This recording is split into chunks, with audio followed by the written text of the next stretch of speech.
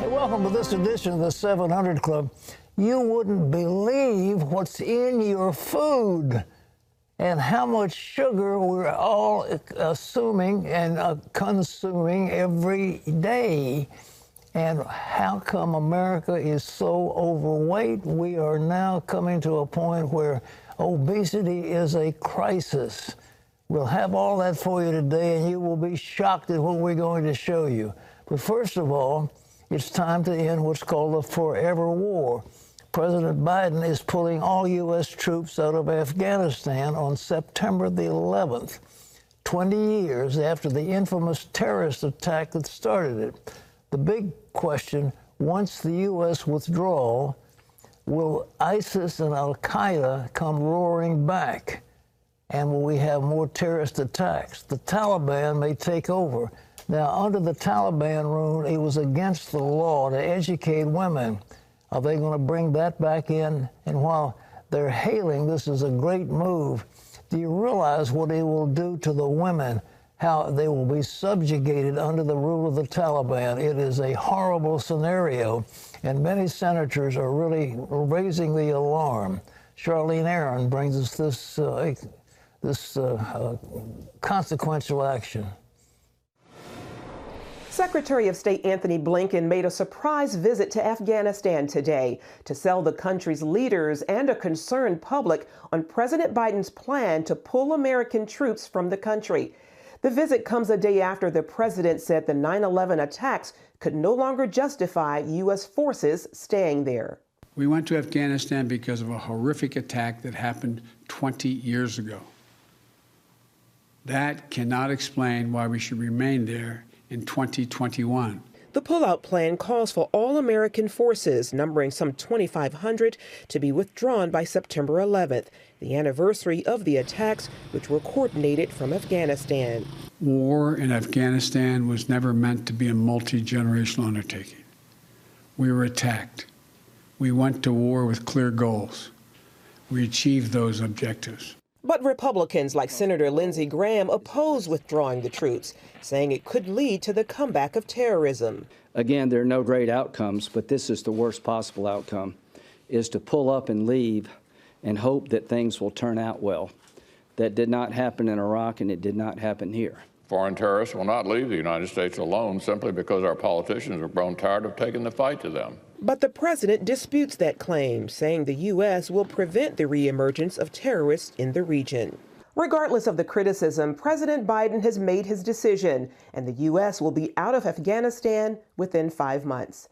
Charlene Aaron, CBN News. I think it was the former Secretary of State who said, if you break it, you own it. And I think we've broken up Afghanistan. I know it's uncontrollable. It got to Alexander the Great. It's been the downfall of many over the years.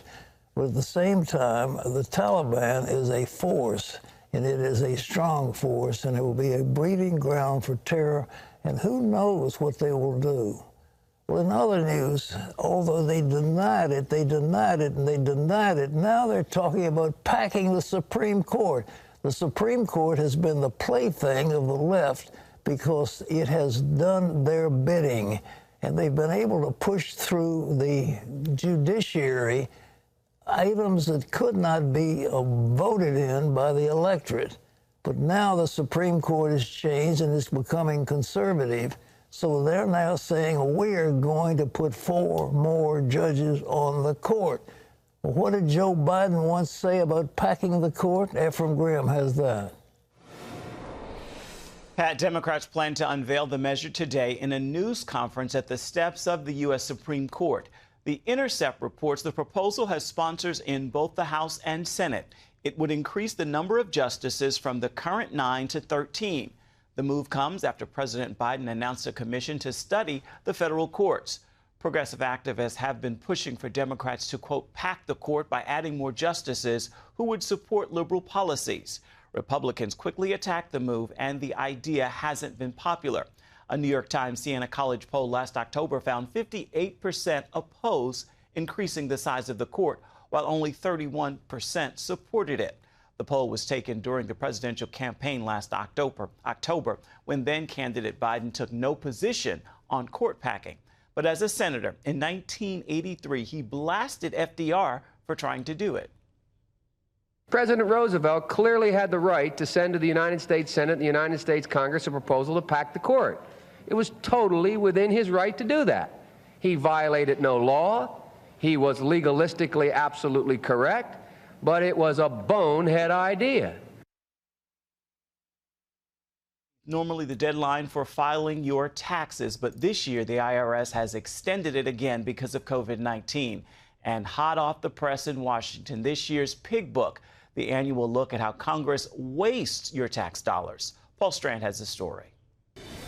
A number of lawmakers still concerned about spending and deficits joined in a virtual news conference to highlight out-of-control spending they say could eventually bankrupt America. There's a dirty little secret in this town, and there's a consensus that says spending and debt just don't matter. The 2021 Pig Book highlights some of Capitol Hill's latest cases of wasteful spending. $1.7 billion for 17 F-35 jet fighters not even requested by the Pentagon. $663,000 to help wipe out the brown tree snake. $19.7 million handed over to the East-West Center in Hawaii, though there was no formal budget request for it. Tom Schatz, who oversees the annual Pig Book, points out after a supposed 10-year ban, these wasteful earmark projects have returned, but in disguise. The new earmarks are called community project funding, an absurd designation that covers almost everything the government does. Senator Rand Paul points out the Pig Book says these pork barrel projects are back with a vengeance. It highlights 285 earmarks costing $16.8 billion. For far too long, earmarks have been used as a form of legal bribery, enabling party bosses to pass irresponsible and bloated spending that has ballooned government spending and added to our staggering $28 trillion national debt. And they warn that much worse is still ahead, thanks to President Biden's massive infrastructure bill. $2 trillion plus. The number keeps growing. Only about 6% will go for things like roads and bridges, while the rest covers a wide range. On silly things like a squirrel sanctuary in Tennessee, or turtle tunnels in Florida, and critter crossings in Vermont. Paul Strand, CBN News, Washington. Wasteful spending. Pat?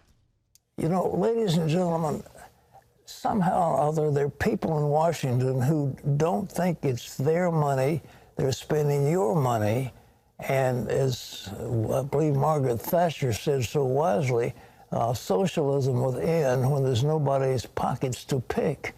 And they're going to bankrupt our country. Do you realize what this is going to do to your children? Your children and grandchildren will not have the same country you have because of this wasteful spending. America will go into the dustbin of history if they don't stop this stuff, because we cannot forever run on the tab. Nobody, try doing it in your own house. You're going to spend more than you take in, and sooner or later, the Bible says the debtor is the servant of the lender. And we will be in bondage, whether it's to the Chinese or some other group. We will not be able to defend ourselves. They've got to stop it. But nobody wants to stop it because they're always spending somebody else's money. And when there are no more pockets to pick, maybe those socialists who are running the government will stop. But until then, as long as there's money to be had from someplace, they'll keep on doing it. So you ought to pray, please let it stop. All right, Ephraim. Pat, more violence overnight in Minnesota. Protests erupting for the fourth straight night outside the police department over the death of Daunte Wright. Demonstrators tried to get over a fence that was added to protect the department. Today in court, Kim Potter, the officer who shot Wright during a traffic stop Sunday, she faces a judge. Prosecutors charged Potter with second-degree manslaughter Wednesday. The former Brooklyn Center police chief has said that Potter, a 26-year veteran of the force, meant to pull her taser, but instead she pulled her gun. Pat? You know, I asked for a demonstration, and I have here in front of me that this is not the real thing. It's a plastic, but this is, in our police department, we use the Sig Sauer. Others use the Glock, but it looks something like this, and it feels like this. This is, as I say, is a plastic weapon. This They don't even make tasers any longer black. This is a taser. Now, Terry, I know cross and all that rest of it, but can you feel this one and then feel this one and tell me you couldn't tell the difference? This is lighter. Of course it's lighter. We don't have the battery in that, because if we did, we... Also, I want to say, you know, I think a lot of people are thinking, like I was, that both the gun and the taser would be put on your dominant side, but it's not that way. They have to cross, they have them on different. So you actually have to reach across yourself to you get feel the difference. I mean, it's definitely there's just no comparison. As I say, they're not making tasers in this yellow color anymore. They're making in black. They're making them yellow. Now, how she made the difference was she shot that poor guy to death, saying, "This is what I thought. I thought was my taser." And if you can't tell the difference in the feel of those things, it's crazy. Anyhow, she deserves. But I am pro-police, folks. I think we need the police. We need their servants, and they do a good job. But if they don't stop this onslaught, they cannot do this. You know, the police in Virginia picked up a lieutenant in the Army and began to give him trouble. And our state police are highly trained. But why they don't stop this? And this thing is going on in Minnesota, but the Derek Chauvin, I mean, they ought to put him under the jail. He has caused so much trouble by kneeling on the death of George Floyd. It's just, on his neck. It's just terrible what's happening. And the police, why don't they open their eyes to what the public relations are? They've got to stop this stuff. Maybe they need more training. Consistent training. I don't mean training. The problem is you've got to pay them more. We don't have the finest in the police department. They're low-paid people, Terry. They don't get adequate. It's not a question of training. It's a question of hiring a more superior workforce, and we aren't doing it. But we need police. We need them, and we need to honor them, and I'm all for it. But at the same time, we cannot have a bunch of clowns running around who are underpaid and who really are not the best and brightest. We've got to have the best in there. Ephraim? Pat, we turn overseas now to Israel, which is celebrating its independence. Throughout history, Jews have fought in many wars in the U.S. military, including World War II. As Chris Mitchell now reports, one soldier in the Israeli Defense Forces told CBN News how his family's 300-year history of military service on 3 continents took them through the Second World War and finally home to Israel. At age 18, Jesse Ebner immigrated to Israel to enter the IDF and fulfill a family tradition that goes back generations. I knew I was going to the military based off of my family's history, that everybody for the past 300 years has been in one military or another, starting back in the Austrian Empire all the way to the United States. And I decided that I had to come here for ideological reasons. Ebner's grandfather and great-uncles fought with the American military during World War II. Those uncles helped defeat Nazi Germany and liberate the Dachau concentration camp. One brother was in the 101st Airborne. They liberated the Dachau internment camp. And his other brother was in the 1st Infantry Division, and he landed also at the D-Day landings. Meanwhile, grandfather Jacob served in the Pacific, fighting the Japanese. My grandfather, he was a CB. A CB is a combat engineer in the Navy, and during World War II, their job was to open the way for the Marines to land on the beaches to fight the Japanese. So he was in Iwo Jima, he was in Guadalcanal. His job was to get onto the beach, defuse mines, to stop tank traps, in order for the Marines to be able to have a successful invasion of these islands. This military heritage that began centuries ago also led to a name change. We originally were the Cohen family, and they decided that they wanted to be officers in the Austrian military, so they bought the last name Ebner, which was a nice Austrian last name. And it just continued up until my father himself was a fighter pilot in the United States Air Force. Ebner now feels his family has come full circle. I think partially it was hearing about the experiences of my grandfather and his brothers to find something that I could fight for, and I saw Israel. It's our homeland, and it's something that we can fight for now, and it's something that exists. And it might have been something that 300 years ago my family would have liked to have done, but did not have the opportunity to do it. Something that I feel could close the circle also of my grandfather's brother who liberated the camp, the people that were in the camps now, that we can stand up for ourselves. With anti-Semitism on the rise around the world, Ebner says it's important for Israel to be here for the Jewish people and for the IDF to be able to protect it. I'm happy to wake up every day to know that I'm doing my part to make sure that the world's a little bit safer. We're on the front lines of what could happen to the world, and that's why we need to be the strongest we can be and keep up what we're doing, because I believe the IDF is the strongest army in the world and that we're ready for whatever our neighborhood can throw at us. Chris Mitchell, CBN News, Rehovot, Israel. As we mentioned, today is Israel's Independence Day, the Jewish state being established after an historic battle just 3 years after World War II in 1948. With the ceremony on Wednesday night, Israel began celebrating 73 years since the modern Jewish state was formed. Yesterday, on its Memorial Day, Israelis visited cemeteries and media broadcast documentaries about the country's wars and soldiers' recollections. The independence celebrations come as Israel begins to return to much of the pre-pandemic routine because of the breakneck pace of its vaccination drive. Israel's victory in its War of Independence has been called a modern-day miracle. Pat? Well, it was a miracle. It really was a miracle of God because, you know, as soon as independence was declared, the Arab nations all jumped on Israel, and Israel had the smallest little army to defend itself, and yet they managed to pull it off. And they fought like tigers, and they won.